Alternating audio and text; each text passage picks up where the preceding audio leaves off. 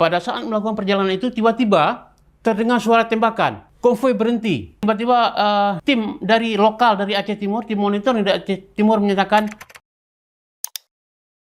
saya Ambrad, dulu pernah bekerja dalam bidang perdamaian di Aceh dan saya ingin menceritakan ya, kejadian yang saya alami sekitar 22 tahun yang lalu, yaitu kejadian menyangkut dengan serangan GAM di Idi Rai Aceh Timur yang disebutkan bahwa GAM berhasil menguasai kota kecil tersebut selama beberapa jam. Kejadian itu terjadi pada tanggal 1 Maret tahun 2001. Ya, kami sebagai lembaga yang memfasilitasi dialog antara GAM dengan RI pada waktu itu yang berkantor di Hotel Kuala Tripa. Saya dikirimkan ke sana bersama pimpinan saya, David Gorman, untuk berangkat ke sana. Didampingi pada hari pertama didampingi oleh seorang pimpinan sipil dari GAM, Ustadz Ilyas Muhammad Abid namanya. Jadi kami berangkat ke sana malam ke lokasi kejadian setelah kejadian ya.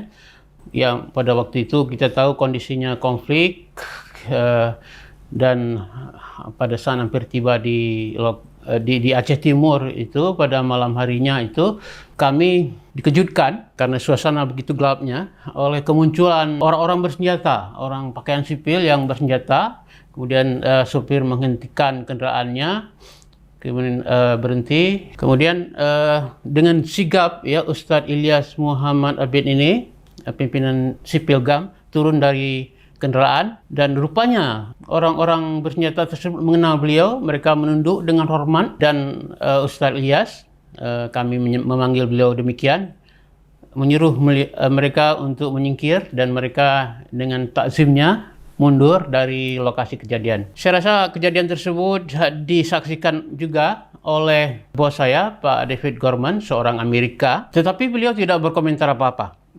Oke, alhamdulillah setelah itu tidak ada kejadian apa-apa. Kemudian ya besok harinya, malamnya kami menginap di hotel. Besok harinya kami bertemu dengan Panglima GAM untuk menandatangani suatu dokumen untuk perdamaian atau semacam kesepakatan perdamaian di tingkat Kabupaten Aceh Timur waktu itu. Jadi kami ketemu dengan Panglima GAM, namanya Sanusi.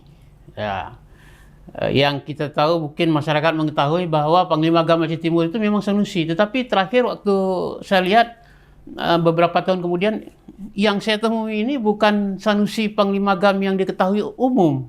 Beliau memang namanya Sanusi. Rupanya terakhir saya baru ketahui bahwa beliau itu cuma bukan Panglima di level Aceh Timurnya, tetapi di bawah itu. Ustadz Ilyas mengatakan inilah Panglima kami di sini. Pada hari selanjutnya juga hadir tim-tim yang lain. Kita tahu bahwa ada beberapa tim pada waktu itu HDC mempunyai tim monitoring juga keamanan. Mereka hadir ke lapangan. Kemudian kita secara bersama-sama dari hotel berangkat ke lokasi kejadian pada hari selanjutnya untuk melihat lokasi. Di Aceh Timur juga ada tim lokal, ya, tim monitoring lokal. Kita berangkat sama-sama dengan konvoi ke lokasi kejadian. Jadi kalau tim monitoring itu ada pihak RI, ada pihak GAM mewakili atau yang ditunjuk oleh RI dan yang ditunjuk oleh GAM. Walaupun orang Aceh semuanya dan sipil ya, mewakili RI dan GAM dalam tim monitoring itu. Kita berangkat ke lokasi kejadian, tetapi pada saat hampir tiba di lokasi, kita dari jalan aspal besar itu kita belok ke kanan ke lokasi kejadian. Maksudnya gini, setelah kejadian penembakan itu atau kontak senjata itu, ada satu kampung yang kita kunjungi. Itu kita ingin mengunjungi lokasi di mana terjadi dampak yang parah di situ menurut informasi. Pada saat melakukan perjalanan itu tiba-tiba terdengar suara tembakan. Konvoi berhenti. Tiba-tiba tim dari lokal dari Aceh Timur, tim monitor dari Aceh Timur menyatakan bahwa kita tidak mendapat izin untuk pergi ke lapangan. Tetapi David Gorman sebagai pimpinan HDC, mewakili HDC pada waktu itu menyatakan tidak, kita tetap harus berangkat ke lokasi. Akhirnya tim dari monitoring dari Aceh Timur ini mundur, tidak jadi berangkat.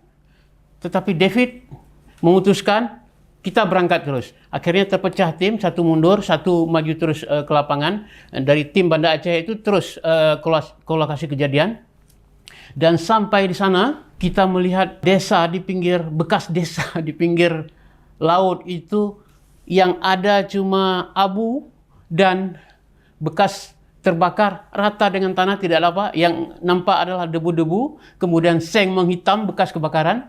Tidak ada orang satupun di situ. Kami mencari-cari untuk mendapat informasi dari masyarakat. Tidak ada seseorang. Tiba-tiba muncul satu anak kecil entah dari mana. Dan kami mengikutinya dengan mobil. Dia jalan kaki. Kelihatannya dia menunjukkan di mana masyarakat berada. Kemudian sekitar beberapa ratus meter dari lokasi itu ternyata ada kamp pengungsian yang banyak sekali masyarakat di situ berkumpul. Disitulah akhirnya masyarakat menceritakan apa yang terjadi dan sebagainya. Jadi setelah itu kami mendapatkan informasi, kami berbincang dengan masyarakat di situ.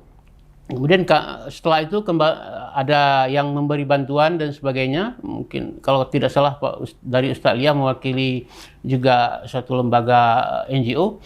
Dan setelah itu kita pulang. Kemudian malamnya, kalau tidak salah saya, ini agak lama kejadiannya, jadi mungkin sekuennya atau urutannya agak saya tidak begitu tepat barangkali. Tapi pada waktu itu malam kita buat pertemuan antara para pihak, pemerintah lokal di situ, TNI, Polri, dan membicarakan menyangkut dengan apa yang kita harus lakukan setelah kejadian tersebut. Akhirnya dibuatlah draft perjanjian supaya bantuan kemanusiaan bisa diberikan di situ. Dibuat draft perjanjian, ada hadir di situ kalau saya ingat saya wartawan senior sekarang mungkin masih juga di Serambi Indonesia, Bang Yarmen Dinamika yang mendraft surat itu. Beliau mengetik suratnya, kemudian di draft secara bersama-sama, disetujui, disepakati. Tetapi persoalannya adalah yang hadir di situ bukan pimpinan tertinggi di wilayah itu, bukan bupati. Yang hadir dari pihak pemerintah Aceh Timur itu Pak Nabani, wakil bupati. Kemudian dari TNI bukan kodimnya, tetapi wakil kodimnya. Dari kepolisian juga demikian, sehingga akhirnya tidak bisa ditandatangani. Jadi akhirnya disepakati bahwa pada hari berikutnya akan ditandatangani. Kita setelah itu pulang, besok paginya, pulang ke hotel maksudnya, besok paginya kita ingin, draftnya sudah siap, kita ingin bertemu dengan pimpinan tertinggi di wilayah itu, baik sipil maupun militer dan kepolisian. Ternyata tidak ada satupun yang siap. Pak Bupati, stafnya dengan ramah menerima kami, kemudian kami dibawa karena masih pagi, dibawa ke warung, diajak makan, di traktir. Tetapi mengatakan Pak Bupati tidak tempat, Pak Wakil Bupati sakit ke Medan berobat. Kemudian kami sangat kecewa, tapi kami tidak tahu berbuat apa-apa. Kemudian kami pergi ke Kodim Aceh Timur waktu itu. Kita pergi ke sana, kita mencari Panglimanya untuk tanda tangan surat perjanjian supaya bantuan kemanusiaan bisa disalurkan di situ. Ternyata beliau juga nggak ada, stafnya dengan nggak tahu apa berseloroh atau serius mengatakan Panglima sedang di lapangan mencari gang. Dari pihak kepolisian juga begitu.